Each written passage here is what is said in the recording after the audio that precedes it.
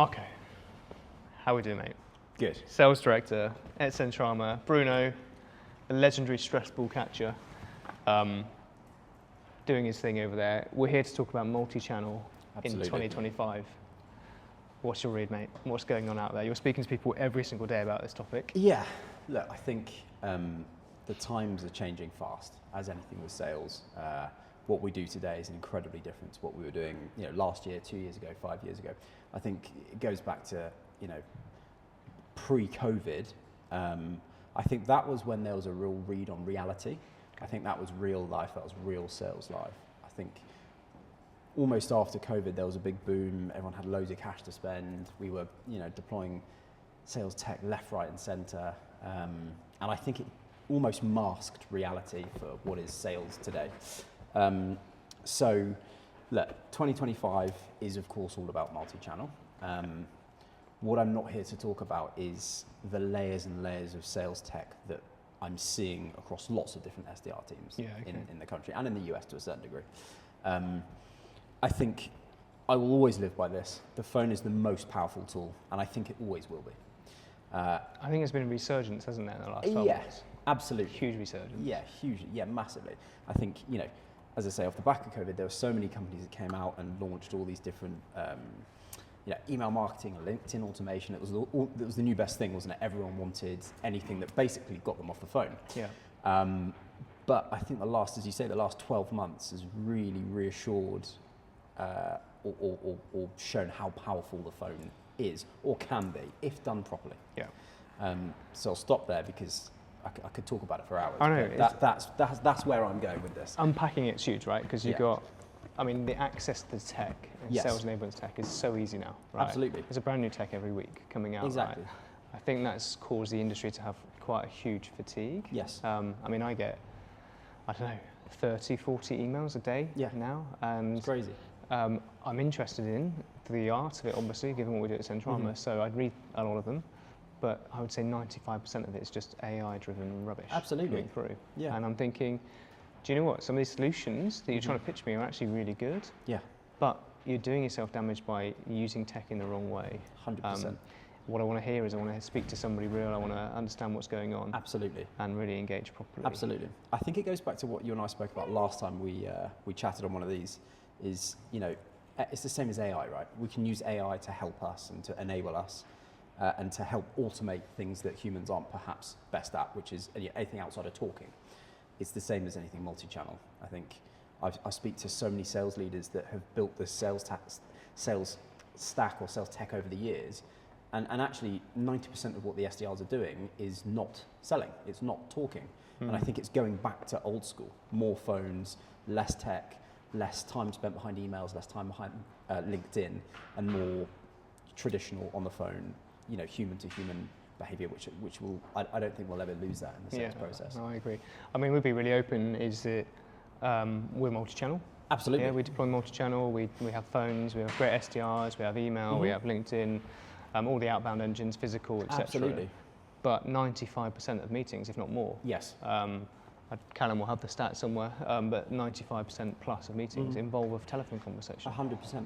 But I think that's why we can be successful with being on the phone, because we automate everything else. Yeah. So yes, a portion of what we do is LinkedIn and phone and everything else, but actually that side of it is automated. There's AI behind it, there's technology behind it. So our humans are doing what they're best at, which is calling. Yeah. So I think that's where we're going with the multi-channel discussion in 2025 is if we can build something that gets humans doing what they're best at, which is on the phone, calling, whether that's cold calling. What do you reckon of that, Bruno? Cold calling or warm calling, and we have a process that allows everything else to be automated through a platform or technology. Yeah. That's where we're moving. Yeah, 100%. So what about use of tech then? What's the right use of tech in your opinion at the moment? The right use of tech, it depends on so many things, but I think for us specifically, it's really how do we automate things that can be automated that allows humans to do more talking, more selling, more engaging with prospects. From a technology perspective, I think, anything digital, so LinkedIn and email, obviously you've got your CRM. I guess my bespoke sales stack if someone said, right, you've got to build a team from scratch, what would you do? You don't have unlimited budget. HubSpot, an auto dialer, a good source of data. So, you know, which is really hard to do. Yeah, absolutely. Yeah, Cognism, Zoom Info, or one. I mean, in a real world, sorry about the dog. In a real world, you'd have unlimited data sources, right? But obviously, let's bring cost into it. So, a good CRM system, a good dialer, a good access to good data. And that's probably about it. Yep. Okay. As the team grows, you can implement so many other technologies, Gong and lots of other things. But as a basic fundamentals, that's where I would start. 100%. What about you? Well, there you are, Bruno. Go get it. Just for context, guys, Bruno is actually chewing a stress ball, a Sentrama stress ball, taking the stress out of B2B meetings. So, tech for me. So, where we're seeing it successfully done here, obviously we have our own platforms, so it makes a big difference because we can develop these things out. But right now, what's driving results is actually using things like AI to support the human there. Absolutely. Okay, so not replace. Don't replace the human. Don't. The temptation to have an AI SDR who's calling. It's like people know when they pick up the phone. Absolutely. That it's not the right person. Yes. Bruno would know for sure. Yeah. He's got something to say about everything. So actually, okay, I'm a salesperson. I'm an SDR. I'm doing the outbound. I'm doing the work. I'm trying to get the meetings booked in. Is how do I then leverage that insight? And it's getting the AI to feed back on all of the conversations. Absolutely. It's getting AI to analyze the data that's going on and actually learning from that data. And then applying it to the human element of everything. I guess that's a speed element of that as well. I mean, if you had a human doing that, I mean, that's a huge cost, isn't it? Whereas that AI piece can automate it at a fraction of the price. Or a fraction of the cost, rather. Coaching, training, feedback. I mean, our team now get live feedback on the calls from the AI. That's absolutely. huge. It's absolutely huge. Obviously, the human's got to choose to engage with it and understand it. But that's massive. That's massive. I think where people are going wrong at the moment is just thinking AI is just going to build me an agent and it's just going to take care of my outbound. It's an enabler, isn't it, AI? That's the way we see it here, is it enables teams to be more effective. Certainly SDR teams and, of course, other teams. But, this topic is really about SDRs and sales teams, isn't it? I think AI is an enabler, not a replacement. 100%. 100%. So, multi-channel. Yes. Bruno. Multi-balls. Be well behaved. Where else do we need to look, right? So you've got your channels, right? Everyone knows there's email, everyone knows there's LinkedIn, everyone knows there's the phone, right? Where would you say the importance needs to be in terms of actually executing a good strategy there? I mean, that's a huge question, but like if you're about to go out to market, like you lead the sales team here, where do you start? Where do you start? I think fundamentally you need to know your ideal client profile. So I think, let me start again. I think for me, I would always deploy a multi-channel approach. I would look to get in front of my prospects in all ways I possibly could, including physical events, post the lot. But I think let's flip it back a stage and actually, let's say we need to know who our prospects are. What is our ideal client profile and why? So knowing your ideal client profile is one thing, but understanding the why behind why is that your ideal client profile is even more important. So industries, what company size, what sort of turnover, what level of persona or personas, so who's a decision maker in the business, who's an influencer, locations, and the reasons why someone would commit to a meeting and the reasons why someone would buy from you, and how does that compare to your competition? So that's where I would start, right at the top. The why behind we do stuff. Yeah, I can see, and that's obviously what informs your multi-channel approach then. 100%. You segment down, you get relevancy to the ICP, and go on from there. And really you run something, you deploy across all channels, and you test your conversion rates. We always say to clients the whole purpose of why we exist in the first 12 to 16 weeks is to really analyze the different channels that we operate. I think we've got a pretty good idea of every client that we onboard in terms of how long it's going to take to do X, Y, Z and conversion rates. But ultimately, those first 16 weeks are about testing, measuring, analyzing, adapting, and reviewing. And it's exactly what I would do if you said, right, Marco, go and build a team. I'd give it three to 4 months, get a number of people on different channels and say, right, let's go and test it and measure it. Some things will work, some things won't, but ultimately you're building data, you review it, more data comes out, and you're always optimizing. That's the way I look at it. That makes perfect sense. A long answer to your question, but... No, but it's what we do. It's what we do with our launchpad product.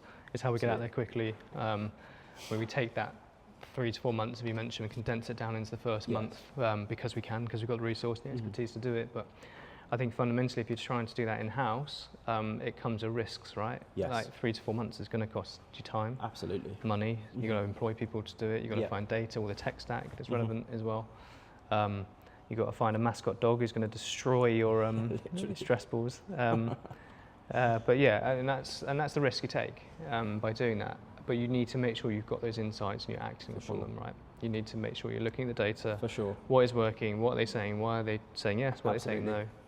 Yeah. I think it's a really good point, because it's all well and good deploying something, but actually if you don't have the data, or if you don't know what you're looking for in the data either, if you get all the data in the world from an outbound proof of concept, but if you don't know what to do with the data and you don't know what you're looking for in the data, then ultimately it's a pointless concept. So yeah, data is always a very interesting one.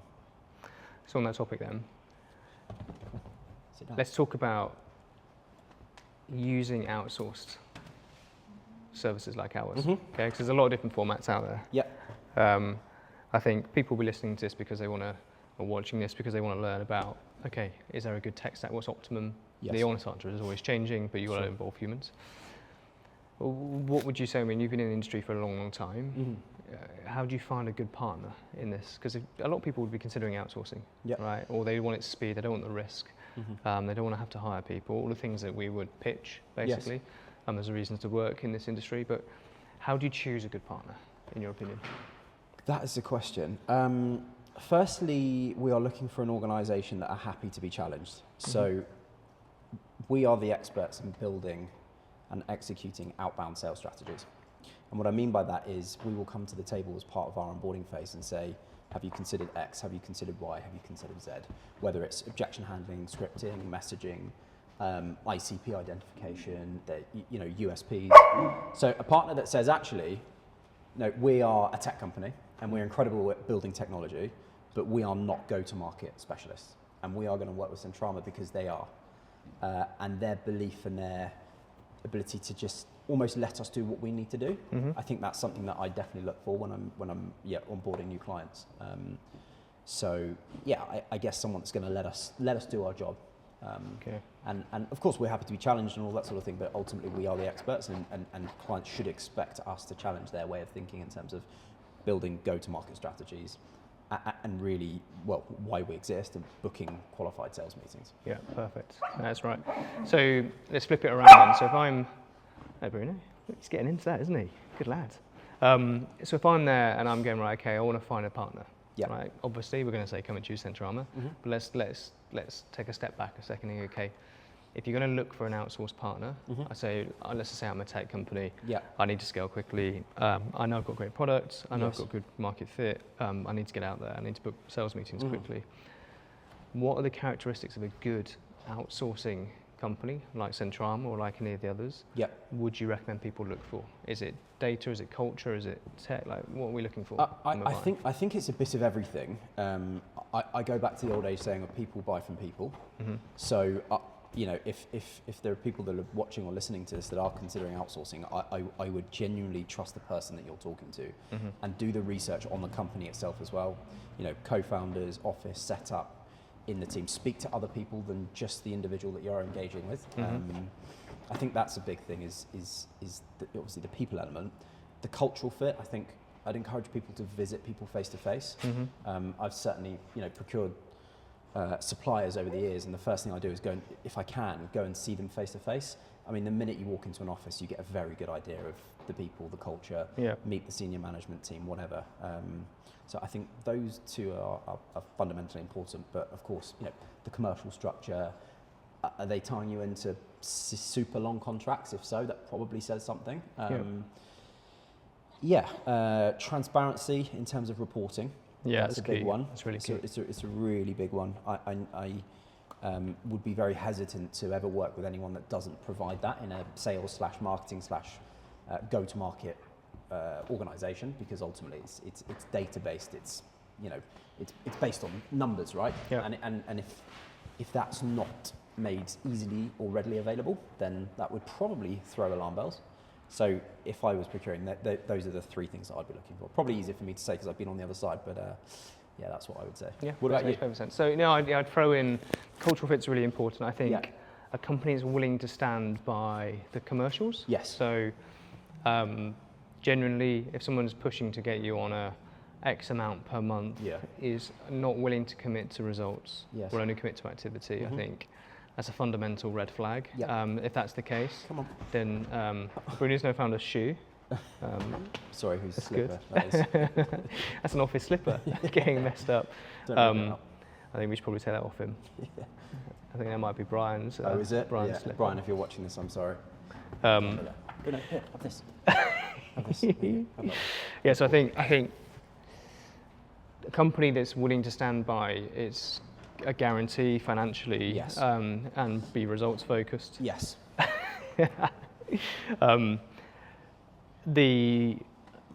If they're not willing to do that, it's not necessarily a red flag, but you need to be extra diligent. You need to go in and check. You need to go and see them. You need to go and see the people. You need to see the operations. You need to check quality control, etc.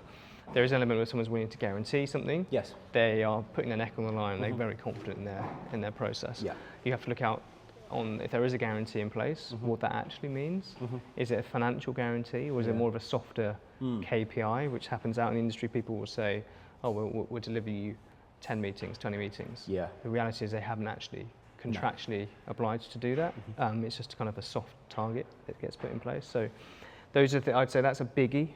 So if a company's willing to say, yeah, we guarantee this financially, and that's what we're going to deliver, huge thing in outsourcing, this sort of thing. Experience and expertise in particular sectors. That's a big one. I should have said that really. That's a very good point. So if someone is a jack of all trades and will go after anybody for you, okay, great. Yes. But they're not necessarily going to know how to drive results in that industry. So really look for people that, that double down in particular sectors and do well in that sector. That's key, really key. I do have one to add. Go on. The questions that you get asked from an agency as part of the process. So have a think about how they ask questions. If it's standard, what do you do? How do you do it? That probably alarm bells. But if from experience, if agencies go into much deeper questions in terms of like, tell me everything that I need to know about your business, and I guess it shows that they're thinking ahead. So if they're asking things that are later down the sales process, so not just what is a good opportunity for you, what's the qualifying criteria, if they're asking things that are perhaps later down the sales funnel, so what are your conversion rates, or what does the team look like, and they're thinking actually we want to make these guys money and girls money, not we just want to book meetings. You can tell that they're obviously in it for the long run if they're thinking 100% months ahead, 6 months ahead. So 100%. I find one that's really powerful when you start unpacking the average contract value that you're targeting for someone. Yes. And then you can start actually saying, okay, and people look, why are you asking me that? Yeah, and then you see them thinking, okay, because they want me for 6 to 12, 2 years, not they just don't want to. It's all about return on investment. Absolutely. All about return on investment when you come down to it. I mean, that's what happens in the cold light of day. Yeah. It's like you could have somebody for 6 to 12 months on a contract, but if you're not giving them return on investment, they're either not going to be happy or you're not going to win a business ongoing. No, absolutely. It's as simple as that. Absolutely. And if some agencies will have a safety blanket, which gives them X amount of months to deliver, but ultimately when that blanket's gone, it's well, okay, what value is this agency bringing us from an ROI perspective? That's fundamentally what matters. Meetings booked, what's the quality, what's in our pipeline, what's our average deal value, how many of those are we going to convert? Is that what you reckon, Bruno? That's what he thinks. That's what he thinks about it. He sits next to me all day whilst I'm pitching, so he's probably bored of me talking today. So yeah, I think that's really valid. I also think understanding, if you're outsourcing, and this flips back around into the conversation earlier, but understand what their tech stack is. Yes. Like how are they delivering you the results? Is it their own platform? Are they taking are they using tech to help report to you? How does that integrate with your current 100%. Workflows? They're important considerations to make as well. So good stuff, mate. Cool. All right, well, thank you. Pleasure. Sorry about the dog. It's all right. I think that's a masterclass in how quickly to do a YouTube video. Yeah, absolutely. While shredding a ball. Yeah, I think he's been pretty good. He's ripped one pulled apart, sofa's in good condition, and he's stolen a slipper. So I think that's a win. That's good. And meanwhile, we now know how to do meetings. Exactly. So everyone's A win-win for everyone. happy. Right, mate. Cheers. Cool. Cheers.